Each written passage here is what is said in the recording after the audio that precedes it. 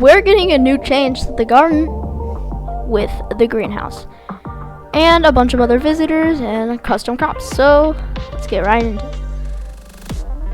Hello, today we'd like to share more about the garden projects we've been working on the last couple of months. A lot of new changes, including overhaul of farming tools, a bunch of new visitors, and even custom crops. But in this thread we want to focus on one particular feature, the greenhouse.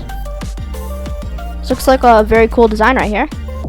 The greenhouse is a new placeable plot in the garden that lets you plant, water, and grow crops over multiple real-life hours or days, whether you are online or offline. So it looks like this is going to be like AFK farming.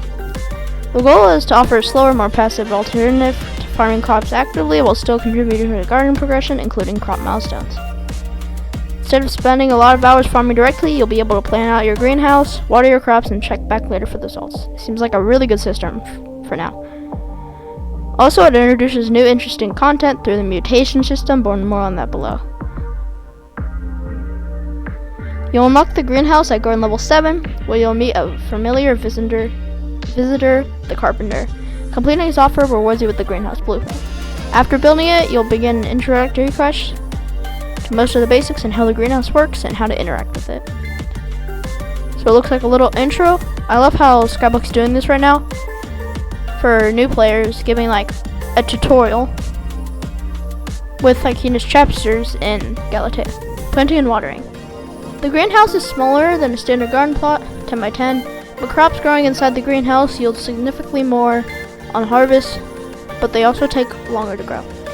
After planting, crops will require water to keep on growing. To water a plant, you'll need to use a watering can that sprays water onto each of the soil plots and can be used to upgrade and increase the amount of water an area sprays in. From there, crops will grow on their own while you're away. The design intention is that players only need to spend a short amount of time per day in your garden deciding what to plant and how to arrange it, and then come back the next day to harvest them. Although this process sounds fairly straightforward, there are a couple features of the greenhouse we have not talked about: crop effects and mutations. So far, I love how this is doing. Farming is one of the skills that I despise the most, so this looks like it's going to be great in the future. Crop effects. Let's start by talking about crop effects first.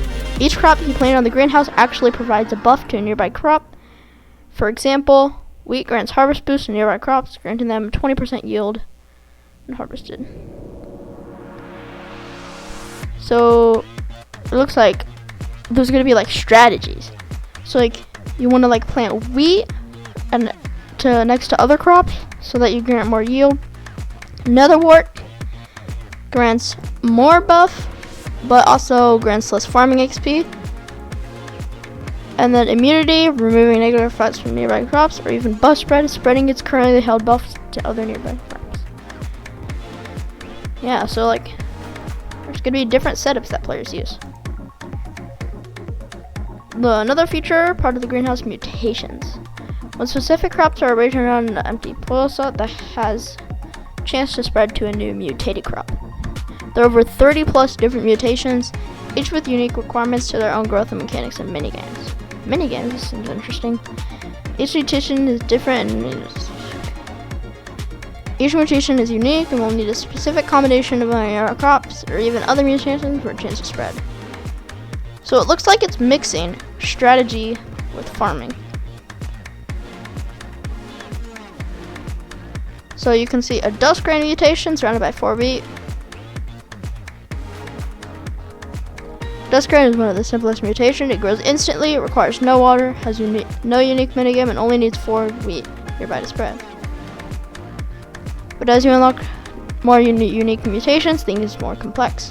Mutations take time to grow, need water, have unique mechanics, such as a flower that occasionally falls asleep and must be woken up, a cheese-like mutation that attracts rats to your greenhouse, or even a coarse mutation that teleports you around your greenhouse as it keeps growing. Future plans.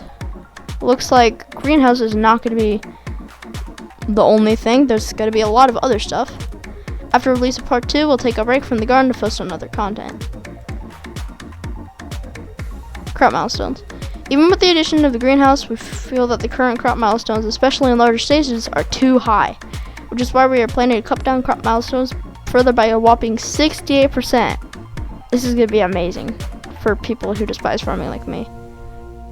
We think that with the combination of the greenhouse and this nerf, crop milestones should be a lot more achievable for players and no longer be a massive grind as it is right now. That's everything for now. Let us know your thoughts and concerns below. This is an amazing post. I really think that this is going to bring a lot more to farming for right now and for the future. Thank you all for watching. See you when this comes out, and I'll see you in the next one.